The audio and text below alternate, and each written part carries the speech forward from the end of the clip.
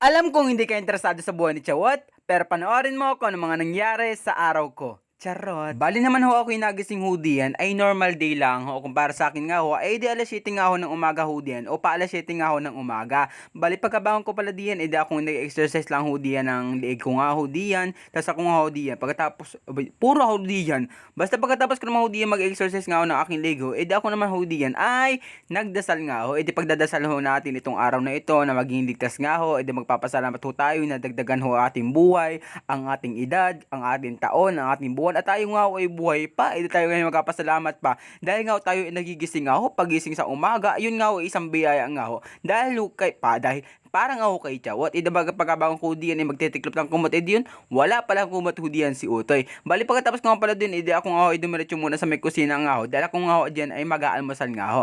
Sakto naman ho nakita ko nga ho di siya mama nga ho, na nagaluto nga ho, si Muni nga ho diyan, naka dusbok nga ako sa may lamesa, ako nga ay nag-almusal lang ho diyan at dumiretso nga pala ako sa aking kwarto nga ho. Dual na tuloy. Dahil doon na nga ho ako mag-aalmusal nga ho, di kumain lang ako diyan ng habab na nagluto nga ho si mama. Tapos ako nga ho diyan ay nagtimpla-timpla lang ho diyan ng kape. At pagkatapos ko naman ho diyan mag-almusal nga ho, ako nga ho ay nagpahindag-hindag lang ho at nagpalipas nga ho diyan ng oras. Di bali mga alas 8 na nga ho ng umaga nga ho. At pagbukas ko naman ho diyan ng ilaw nga ho, ay wala nga hong kuryente. May nga po mga 30 minutes nga ho ay nagkakuryente. Ano naman ginawa diyan ni Utoy? Pinatay buhay nga po ay Utoy, sala yun, mali iyon. Bali naman ho ako nagpalit lang ho diyan ng damit nga ho. Dahil ako nga ho ay merong pupuntahan. Ako nga dyan ay nag-edit lang ho. Tapos ako ay malabas na hoodie. Ang gawa nga talaga ako inautusan ni mama. Di mga 12:19 nga ho. Di ako naman po inumabas lang ako ng bahay. Dahil ako nga ho inautusan ho.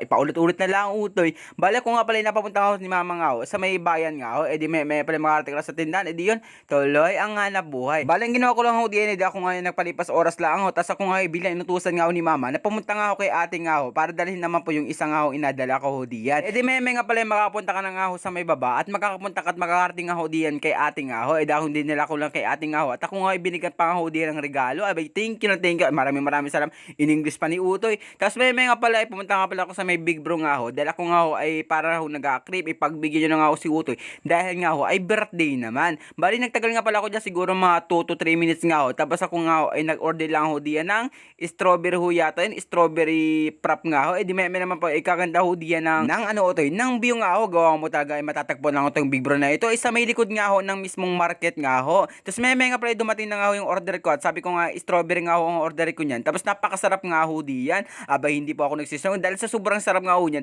Abay sobrang laki pa nga ho. Tapos may nga pala umalis na rin pala ako at dumaan nga pala ako kay Lola nga ho. Dahil ako nga kinuha ko tong payo nga ho at naiwan ko nga ho noong araw na ay nung gabi nga po pala ako, napumunta ako sa may bayan nga ho. Di may nga ba kwarating ka na sa bahay nga, di yun tolo, hindi Utoy hanap buhay. Bali dumating nga pala ako sa bahay nga po, ay siguro nga ho, ay hapon na hoodie yan. Nagpalit lang hoodie yan sa Utoy hudang damit nga ho, tapos may lumabas ako ng bahay, tapos mapunta tayo sa bayan nga ho. Di may nga pala makarating ka na sa simbahan, di yun tol, abay Utoy, hindi yan hanap buhay. Bali pagdating ko nga pala dyan, ako nga pala nagbihis lang ang hoodie ng aking sutana nga ho, tapos may nga pala nagsimula akong humisa. Maya-maya naman po na makalipas ang isang oras hoodie, di tapos na rin humisa, at ako naman po ay nagbihis hoodie yan. Bali ang ginawa ko lang, hinahanap ko dyan yung aking dito, nang hanger nga ho, at hindi ko nga ho mahanap. Bali nakita ko pala yung hanger nga ho, ay doon sa may likod nga ho, di may nga pinakauwi na ako, di yun, tuloy ang hanap buhay. Bali nandito nga pala yung mga kaibigan ko, at kami nga ho ay midnight snacks. Bali kakain lang ho tayo ngayong gabi nga ho at magpasalamat nga ho tayo na nabigyan nga ho ng magandang buhay si Utoy. Ay talaga naman Utoy. Tapos may nga pala nagsindi nga ho diyan ng kadila at ako nga ho nagtataka dahil yung isa kong kaibigan nga ho ay nilagay nga ho sa may taas nga ho ng spaghetti ay para dun na lang daw hihipan.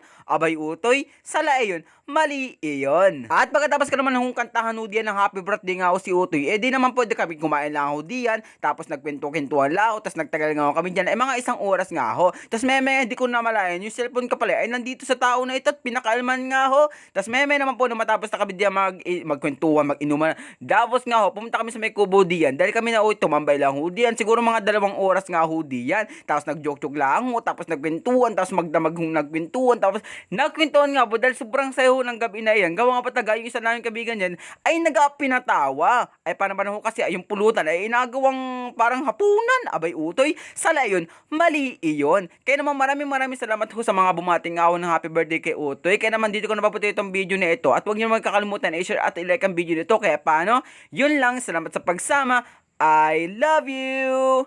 Bye-bye.